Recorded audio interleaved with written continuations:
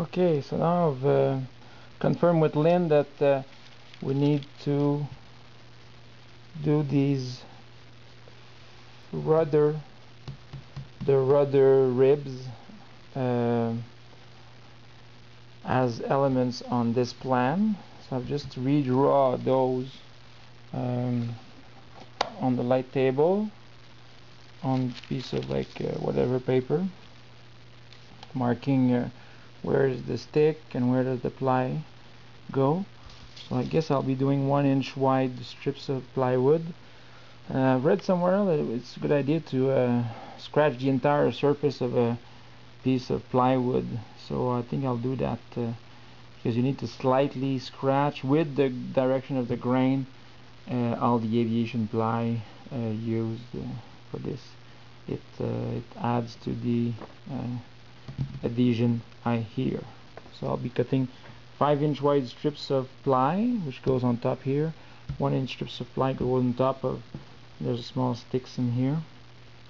Some different things depending on if it's RR2 or RR4. RR4 is solid. So after doing the piece of paper for RR2, now I've put it back on top of this full piece of spruce, which is RR4. And since they said it's the same, they say here it's the same shape and profile, while still confirming that it's the correct dimension here, which in my case was off by 1/4 inch, which I've adjusted here. So now, and then I've used this guy like it's something for like a sewing kit to transfer. So now I've used it like this, and you just go, so it transfers. I don't know if you see something, but it makes all these small dots. So then I could just follow the dot, and then so I'll just remove the dot because I'm outside my line. So I'll just remove the dots, and I guess I'll do the rest after, when the entire rudder is assembled. I'll smooth everybody, and I can just interface them one to the other, and all good. Okay, so here are the assembled ribs for the rudder and the fin. So I took the plan, put it on the light table, transferred the line on a piece of tracing paper. So now there they are, RR1, RR3, RR2.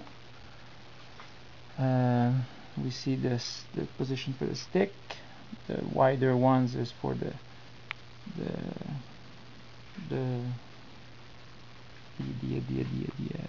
plywood.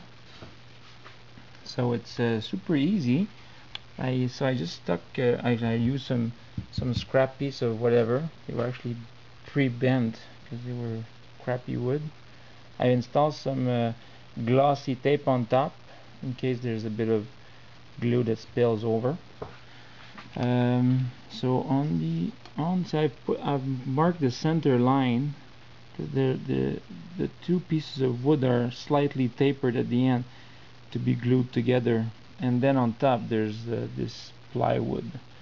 So it's super easy, I thought. So basically I lean it against this, then you just visually put your ruler on top of here, align with the line that's at the bottom, and trace the small wedge that needs to be cut. Then I just went on the sander. Maybe you guys can confirm. I remember reading that we're not supposed to sand, I guess here, and then sand the small pieces here, because it was making some dust, and then the dust was not good for adherence. It doesn't seem to make much sense to me. It sounds like you can just clean if you sand with, I guess, 80 grit, and clean the clean where it was sanded, so it's not dusty anymore. It should be fine. So guys, please confirm that if that's the case. So just hold this tight. I just put the ruler on top, mark it, then I sanded it, and then this is what it gives me. Super easy, no problemo. And that's it. Again, this will be covered by a piece of ply. For these small pieces of wood in between, I just use the caliper, and then so I went inside here and then just made it touch, and then that's it. So that's my dimension, whatever it is.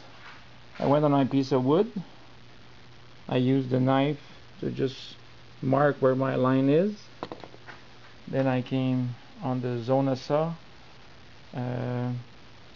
like a razor saw, or razor saw, I guess.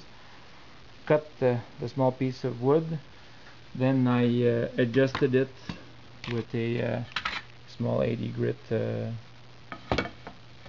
until it fitted over my line. Then I guess I could glue directly this piece and the